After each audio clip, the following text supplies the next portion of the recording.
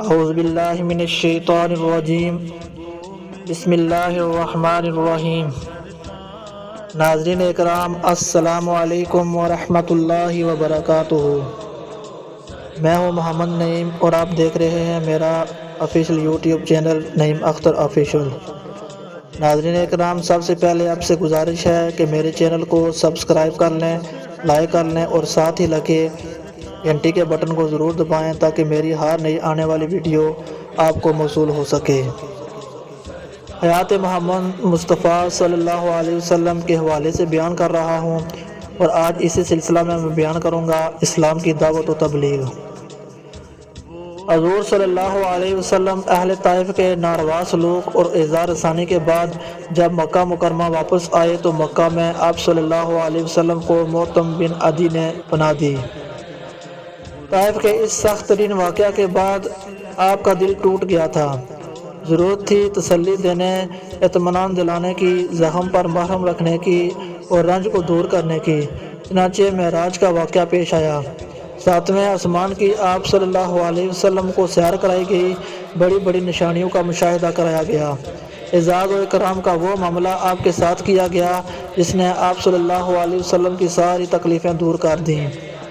آپ صلی اللہ علیہ وسلم کو راتوں رات مسجد حرام سے مسجد اقصیٰ لے جایا گیا اور مسجد اقصیٰ سے ساتویں آسمان پر پہنچا دیا گیا اور رات ہی میں واپس لے جایا گیا۔ اس موقع پر انبیاء سے آپ صلی اللہ علیہ وسلم کی ملاقات کرائی گئی اور عالم غیب کو مشاہدہ میں لایا گیا۔ دن اور رات میں 5 نمازوں کا تحفہ دیا گیا، لیکن یہ واقعہ کئی لوگوں کے لیے ایک امتحان تھا اور کئی لوگ اس پر یقین نہیں کر رہے تھے، اور بعض حضرت ابو بکر رضی اللہ تعالیٰ عنہ کے پاس گئے اور ان سے کہا کہ آپ کے ساتھی محمد صلی اللہ علیہ وسلم دعویٰ کر رہے ہیں کہ ان کو راتوں رات بیت المقدس لے جایا گیا اور 7واں آسمان کی سیر کرائی گئی۔ حضرت ابو بکر رضی اللہ تعالیٰ عنہ نے کہا کہ کیا حضور صلی اللہ علیہ وسلم نے کہا ہے؟ لوگوں نے کہا جی ہاں۔ حضرت ابو بکر رضی اللہ تعالیٰ عنہ بولے کہ اگر محمد صلی اللہ علیہ وسلم نے فرمایا ہے تو سچ فرمایا ہے۔ لوگوں نے کہا کہ آپ رضی اللہ تعالیٰ عنہ ان کی تصدیق کرتے ہیں۔ حضرت ابو بکر رضی اللہ تعالیٰ عنہ نے کہا کہ جب ہم اس بات کی تصدیق کر چکے ہیں کہ صبح و شام آسمان سے ان کے پاس خبریں آتی ہیں تو ان کا جانا کون سی بڑی بات ہے۔ جب ہم نے اس کو مان لیا کہ آسمان والے دن میں کئی بار زمین پر آ سکتے ہیں تو زمین والا کیا آسمان پر نہیں جا سکتا۔ اس واقعہ کے بعد حضرت ابو بکر رضی اللہ تعالیٰ عنہ کا لقب الصدیق پڑا۔ اس کے بعد سے اسلام کی دعوت عام ہونے لگی، یکے بعد دیگرے لوگ اسلام لانے لگے۔ اوس کے جن 6 افراد نے اسلام کی دعوت قبول کی وہ یہ تھے: اسد بن زرارہ، اوہ بن حارث، رافع بن مالک، قتیبہ بن عامر، عقبہ بن عامر، سعد بن ربیع۔ بعثت کا ابھی 12واں ہی سال تھا کہ بیعت عقبہ اولیٰ کا واقعہ پیش آیا۔ اس میں 12 افراد نے اسلام قبول کیا اور نبی کریم صلی اللہ علیہ وسلم کے ہاتھ پر بیعت کی، جس میں 10 اوس سے تعلق رکھتے تھے اور 2 حضرت سے۔ بعثت کے 13ویں سال بیعت عقبہ ثانیہ ہوئی، اس میں 70 مرد اور عورتیں مسلمان ہوئے۔ پھر اسی میں آپ صلی اللہ علیہ وسلم نے 12 افراد کو نقیب بنایا تاکہ وہ اپنی قوم میں جائیں اور دعوت کا کام کریں۔ ان میں سے 9 حضرت کے تھے اور 3 اوس کے۔ حضور پاک صلی اللہ علیہ وسلم نے ان سے فرمایا کہ جس طرح حواریوں نے حضرت عیسیٰ علیہ السلام کی کفالت کی تھی، اس طرح تم سب اپنی قوم کے کفیل ہو اور میں اپنی قوم کا کفیل ہوں۔ کچھ دن کے بعد وہ سب مدینہ منورہ لوٹ آئے اور اسلام کی خوب نشر و اشاعت ہوئی۔ آپ صلی اللہ علیہ وسلم کا عفو و درگزر۔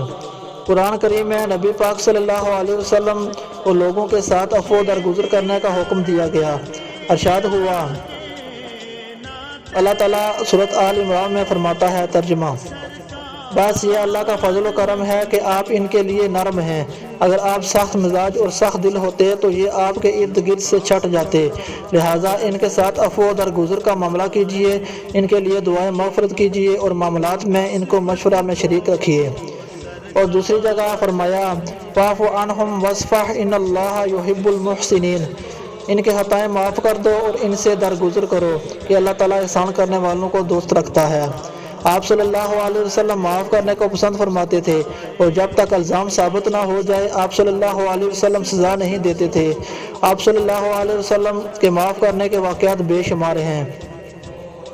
فتح مکہ کے موقع پر کفار سے بدلہ لینے کا اچھا موقع تھا، لیکن آپ صلی اللہ علیہ وسلم نے معافی کا اعلان کر کے دنیا کے سامنے ایک انوکھی مثال پیش کی۔ فتوحات کی تاریخ میں ایسی کوئی مثال نہیں ملتی۔ حضرت ابو ہریرہ رضی اللہ تعالیٰ عنہ سے مروی ہے کہ رسول اللہ صلی اللہ علیہ وسلم نے نجد کی طرف ایک لشکر روانہ فرمایا۔ لشکر کے لوگ ایک شخص کو گرفتار کر کے لائے۔ ان کا نام ثمامہ بن اسال تھا۔ اہل یمامہ کے وہ سردار تھے۔ صحابہ نے ان کو مسجد کے ایک ستون سے باندھ دیا۔ آپ صلی اللہ علیہ وسلم ان کے پاس تشریف لائے اور پوچھا، اے ثمامہ تمہارا کیا حال ہے؟ ثمامہ نے جواب دیا، اے محمد صلی اللہ علیہ وسلم، اگر آپ مجھے قتل کریں گے تو قتل کرنے میں حق بجانب ہوگے، اور اگر آپ معاف کر دیں گے تو مجھے شکر گزار پائیں گے، اور اگر آپ صلی اللہ علیہ وسلم مال کے طلبگار ہیں تو جتنا مال بھی آپ صلی اللہ علیہ وسلم چاہیں گے اتنا مال میں آپ کو دینے کو تیار ہوں۔ آپ صلی اللہ علیہ وسلم خاموش رہے اور واپس چلے گئے۔ دوسرے دن آپ صلی اللہ علیہ وسلم پھر ثمامہ کے پاس تشریف لائے اور پوچھا، کیا حال ہے؟ ثمامہ نے وہی جواب دیا جو پہلے دے چکے تھے۔ تیسرے دن پھر نبی کریم صلی اللہ علیہ وسلم ثمامہ کے پاس تشریف لائے اور ان سے وہی سوال کیا۔ ثمامہ نے پھر وہی جواب دیا کہ اگر آپ مجھے قتل کرتے ہیں تو میں آپ کا قتل کرنا صحیح ہے، اور اگر چھوڑ دیتے ہیں تو آپ کا شکر گزار ہوں گا، اور اگر مال کے طلبگار ہیں تو جتنا مال چاہیں گے اتنا مال میں آپ کو دے دوں گا۔ آپ صلی اللہ علیہ وسلم نے صحابہ سے فرمایا کہ ثمامہ کو چھوڑ دو۔ صحابہ نے ان کو چھوڑ دیا۔ ثمامہ مسجد گئے، غسل کیا اور پاک ہو کر پھر آپ صلی اللہ علیہ وسلم کی خدمت میں حاضر ہوئے اور کہا، اشہد ان لا الہ الا اللہ واشہد ان محمدا عبدہ ورسولہ، میں گواہی دیتا ہوں کہ اللہ کے سوا کوئی معبود نہیں اور محمد صلی اللہ علیہ وسلم اس کے بندے اور رسول ہیں۔ اس کے بعد کہا، اے محمد صلی اللہ علیہ وسلم، خدا کی قسم روئے زمین پر آج سے پہلے آپ صلی اللہ علیہ وسلم سے زیادہ مجھے کسی سے نفرت نہ تھی، لیکن آج آپ صلی اللہ علیہ وسلم سے بڑھ کر کسی سے محبت نہیں ہے۔ خدا کی قسم آج سے پہلے مجھے سب سے زیادہ ناپسند آپ صلی اللہ علیہ وسلم کا دین تھا، لیکن اب وہی دین مجھے سب سے زیادہ پسند ہے۔ خدا کی قسم آج سے پہلے مجھے آپ صلی اللہ علیہ وسلم کا شہر سب سے زیادہ برا لگتا تھا، مگر اب وہی شہر مجھے سب سے زیادہ محبوب اور پیارا ہے۔ اس کے بعد انہوں نے کہا کہ اے اللہ کے رسول صلی اللہ علیہ وسلم، میں عمرہ کرنا چاہتا ہوں، آپ کا کیا حکم ہے؟ آپ صلی اللہ علیہ وسلم نے اجازت دی۔ جب وہ مکہ مکرمہ آئے تو کسی نے کہا کہ ثمامہ نے اپنا دین بدل دیا۔ ثمامہ بن اسال بولے، نہیں، میں اللہ کے رسول صلی اللہ علیہ وسلم پر ایمان لے آیا ہوں۔ خدا کی قسم یمامہ سے گیہوں کا ایک دانہ بھی اس وقت تک نہیں ملے گا جب تک اللہ کے رسول اجازت نہیں دیں گے۔ وما علینا الا البلاغ المبین۔